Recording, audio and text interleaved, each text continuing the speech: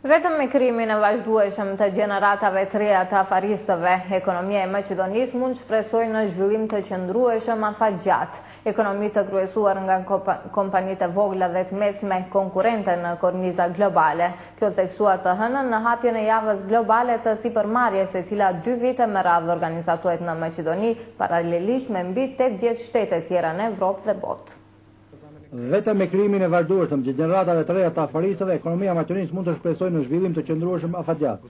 Ekonomi të kryesuar nga kompanitë e vogla dhe të mesme konkurrente në korniza globale. Kjo u theksua të hënën në hapjen e javës globale të sipërmarrjes, që 2 vite me radhë organizohet në Maqedoni paralelisht me mbi 80 shtete të tjera në Evropë dhe botë.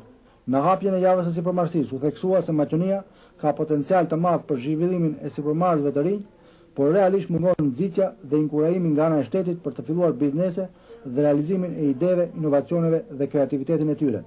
Zëvendëskryeministri për çështje europiane Vasko Naumovski dhe zëvendësministri i ekonomisë Metodi Haxhivaskov në fjalimet e tyre theksuan se qeveria është duke ndërmarrë hapa për të stimuluar të rinj që të mendojnë kreativisht dhe të zhvillojnë planet e tyre për biznes. Qeveria është fuqishëm e vendosur që të vazhdojë të ndihmojë zhvillimin e ekonomisë së vogël. Rreth 3/4 e numrit të përgjithshëm të punësuarve janë pikërisht në kompanitë e vogla dhe të mesme, që kanë rëndësi kruciale për zhvillimin ekonomik të shtetit, theksoi Haxhivaskov.